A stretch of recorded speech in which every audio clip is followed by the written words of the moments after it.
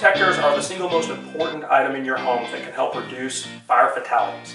It has been shown that a properly working smoke detector can reduce fire fatalities by upwards of 40%.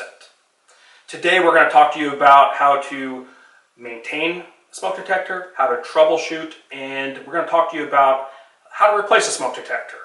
So the first thing we need to know is most current standards in a home say that you should have a smoke detector in all the bedrooms, the hallways adjoining the bedroom, and at least one smoke detector on each level of a home. Now, many homes will be older and are not required to meet that standard or code, but we always recommend that you install smoke detectors in all the locations as I noted. There are many varieties of smoke detectors. As long as it's sold by a reputable company, it is appropriate for your house.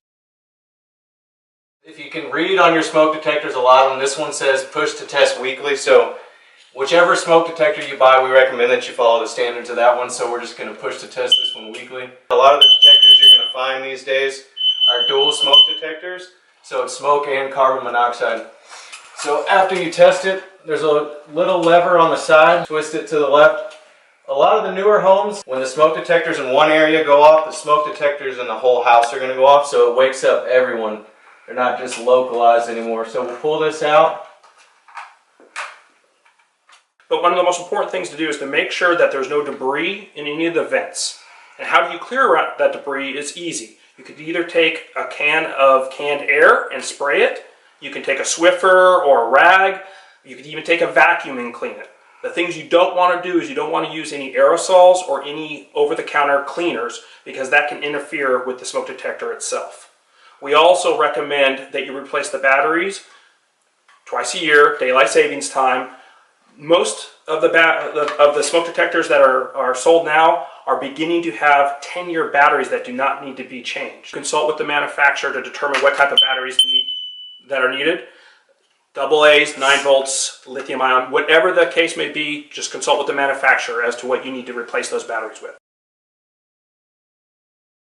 To troubleshoot a smoke detector, it's actually fairly easy. First and foremost, if there's any smoke, fire, smell of smoke, anything unusual when the smoke detectors are going off, please do not hesitate. Call 911. Your fire department will come out and help you troubleshoot the smoke detectors. But if for some reason these detectors are acting strange, there are some nice new things that occur on these smoke detectors, and that is on the back of your smoke detector, after you remove it, they actually have codes. The codes are the beeps. How many beeps will tell you what exactly is going on with the smoke detector. And you also have a light. And many manufacturers will also have different colored lights or flashing lights to let you know that there is maybe the battery is low and needs to be changed, that there's a fault. If the light or chirps say that there's a malfunctioning smoke detector, then we always recommend that you replace it. The nice thing is that these are easily replaceable.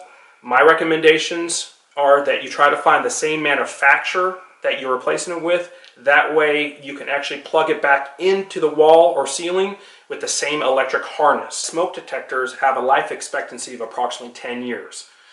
Studies have shown that about after 10 years, the reliability of a smoke detector begins to decrease. So the manufacturers and as well as the NFPA, which is the National Fire Protection Association, recommend that all smoke detectors are replaced after 10 years. You will notice that on very new smoke detectors, there isn't actually a manufacturer's date. So even if you have a brand new home, the smoke detector may be a couple years old anyways, so it's always a good idea when you replace your batteries or do maintenance that you check the date on this.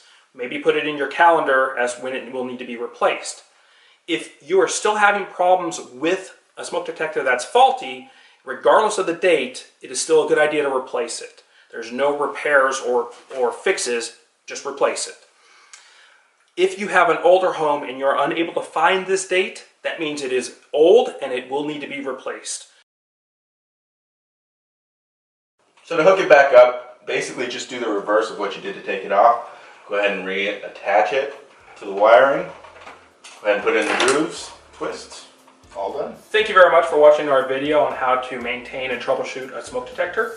If you have any further questions or want more information, you can definitely go to nfpa.org or you can go to the City of Leander's website and click on the fire department, and we also have other information.